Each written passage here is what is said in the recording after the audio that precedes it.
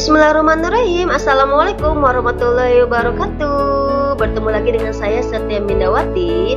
Nah, kali ini lagi-lagi saya akan mempresentasikan sebuah modul untuk memenuhi tugas PPG Dalja PIS 2 di UIN Sultan Maulana Hasanuddin Banten. Nah, kali ini saya akan mempresentasikan modul 2 mengenai pengembangan profesi guru, kegiatan belajar 1 dan kegiatan belajar 2. Nah, sebelum saya mulai presentasi kali ini, jangan lupa selalu support terus ya YouTube channel Setia Mindawati. Semoga video ini bermanfaat. Amin ya Allah ya Rabbal Alamin. Nah, dalam kegiatan belajar pertama ini kita akan membahas tentang konsep dasar profesi yang meliputi pengertian profesi, beberapa istilah yang berkaitan dengan profesi, syarat-syarat profesi, dan juga urgensi profesionalisme dalam kehidupan. Nah, berbicara tentang profesi, apa itu profesi? Ternyata profesi itu memiliki berbagai pengertian secara leksikal loh. Menurut Hornby, dikutip oleh Udin Syaifuddin Saud tahun 2009, bahwa profesi itu mencerminkan kepercayaan atau keyakinan pada kebenaran atau kredibilitas seseorang. Nah, ini melibatkan pekerjaan atau urusan khusus yang memerlukan pendidikan tinggi dan spesialisasi yang diatur oleh kode etik. Secara etimologi, bahwa profesi itu berasal dari kata profession yang berarti pekerjaan. Sedangkan profesional adalah seseorang yang ahli dalam bidang tertentu. Dan profesionalisme adalah sifat profesional. Jadi sehingga menurut Kamus Besar Bahasa Indonesia bahwa profesi adalah bidang pekerjaan dengan pendidikan keahlian tertentu ya. Sedangkan profesional adalah seseorang yang membutuhkan keahlian khusus dan menerima pembayaran untuk pekerjaannya. Sedangkan menurut istilah bahwa profesi adalah bidang pekerjaan yang bergantung pada keahlian tertentu. Namun tidak semua orang dengan keahlian tertentu bekerja sesuai dengan keahlian itu, sehingga profesi mensyaratkan dedikasi pada pekerjaan tersebut. Beberapa orang umumnya menganggap bahwa profesionalisme berlaku untuk hampir semua pekerjaan loh, tidak hanya diakui sebagai profesi. Nah, istilah ini digunakan untuk menggambarkan kualitas kerja yang baik dan efisien. Menurut Vollmer, seperti yang dijelaskan oleh Saud 2009, melihat profesi sebagai model pekerjaan secara ideal yang bisa dicapai melalui upaya sungguh-sungguh yang disebut dengan profesionalisasi. Nah, hal ini menunjukkan bahwa setiap pekerjaan dapat berkembang menjadi jenis profesi tertentu loh.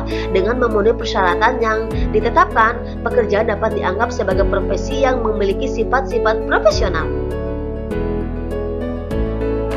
Dengan demikian, profesi adalah bidang pekerjaan yang melibatkan keahlian dan kewenangan dalam jabatan tertentu.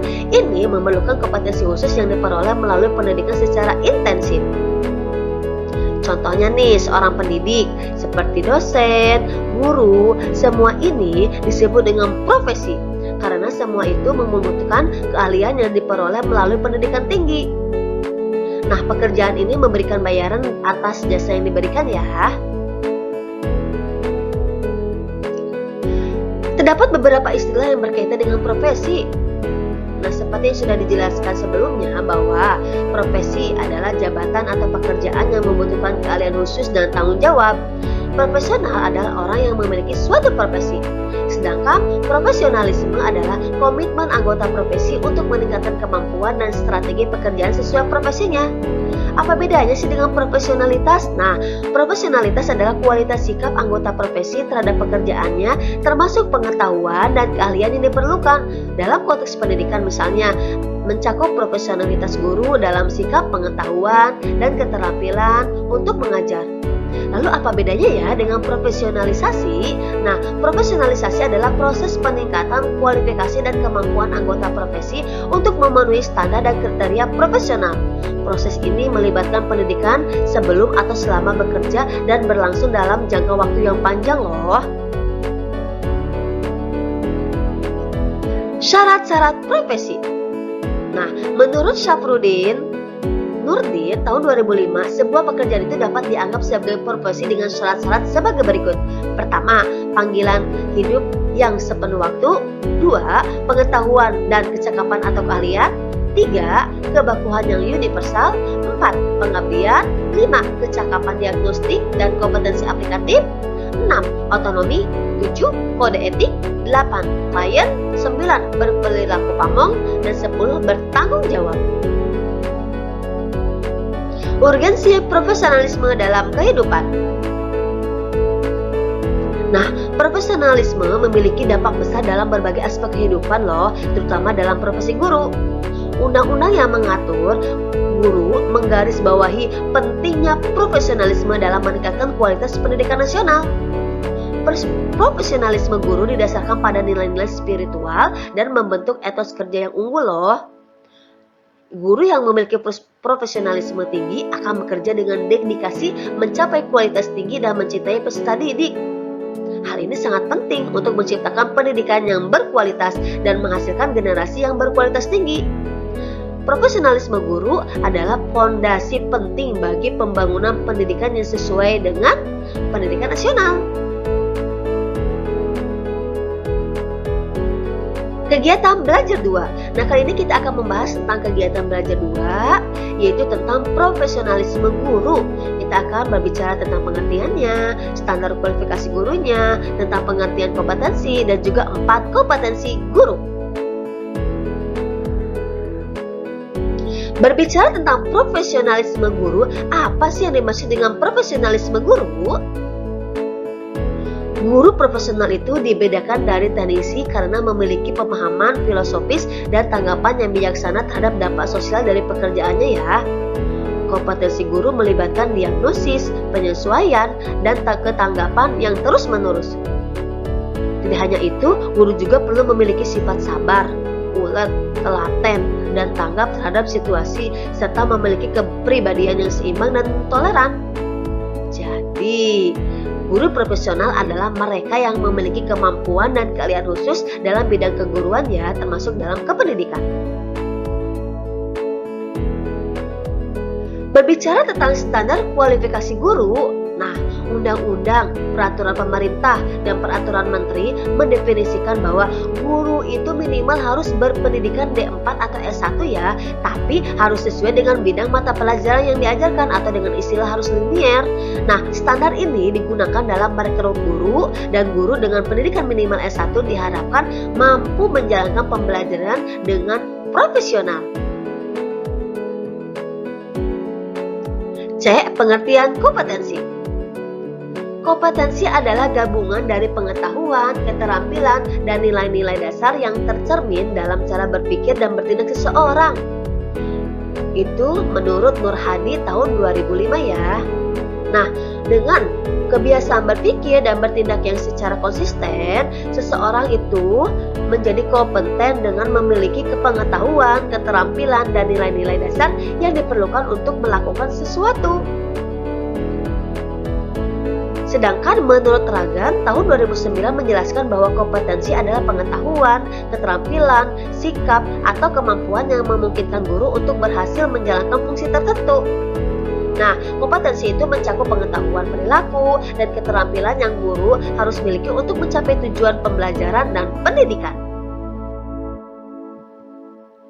Jadi, secara umum, kompetensi dapat diartikan sebagai pengetahuan, keterampilan, dan sikap yang menjadi bagian tak terpisahkan dari individu, memungkinkan perilaku kognitif, afektif, dan psikomotorik yang baik. Kompetensi juga mempengaruhi berbagai aspek dalam kehidupan seorang guru loh, termasuk nilai, perilaku, komunikasi, tujuan, praktek, pengembangan profesional, dan kajian kurikulum. Berdasarkan Undang-Undang Nomor 14 Tahun 2005 tentang guru dan dosen, bahwa guru profesional itu harus memiliki kompetensi pedagogik, kepribadian, sosial, dan profesional yang diperoleh melalui pendidikan profesi serta kualifikasi akademik baik S1 maupun D4. Nah, kompetensi ini sangat penting untuk melaksanakan tugas guru di dalam maupun di luar sekolah.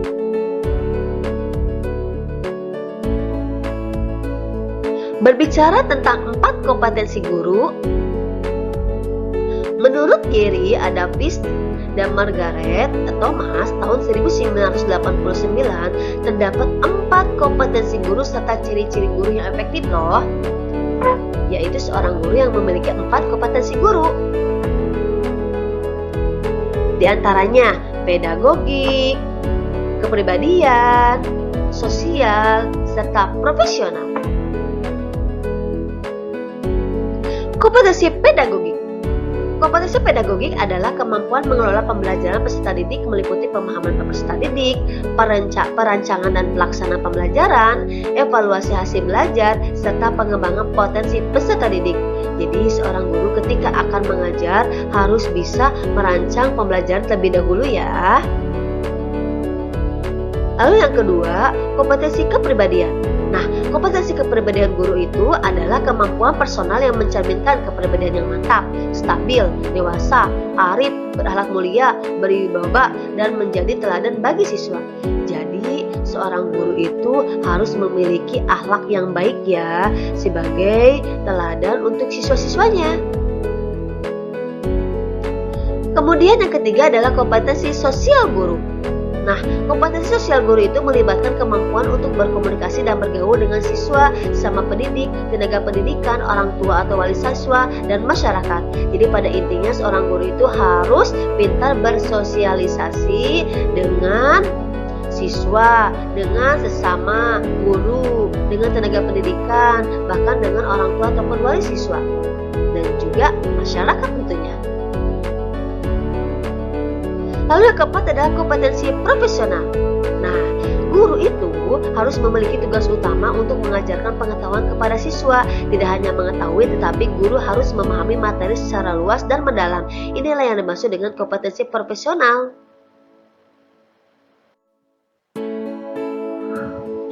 Sesuai dengan keputusan Menteri Agama nomor 211 tahun 2011 bahwa guru pendidikan agama Islam itu harus memiliki 6 kompetensi guru loh. Kira-kira apa aja ya? Yang pertama, pedagogik. Yang kedua, kepribadian. Yang ketiga, sosial. Yang keempat, profesional. Yang kelima, ada tambahannya spiritual dan kepemimpinan. Wah, ini adalah 6 kompetensi guru pendidikan agama Islam sesuai dengan keputusan Menteri Agama ya. Jadi kita harus bisa menguasai semuanya. Oke, alhamdulillah mungkin cukup sekian ya presentasi kali ini. Mudah-mudahan bermanfaat dan mohon maaf apabila ada kata-kata yang kurang berkenan ya. Sekali lagi jangan lupa terus support channel YouTube Setia Midawati. Semoga video presentasi kali ini bermanfaat. Oke, wabillahi taufiq walhidayah. Wassalamualaikum warahmatullahi wabarakatuh.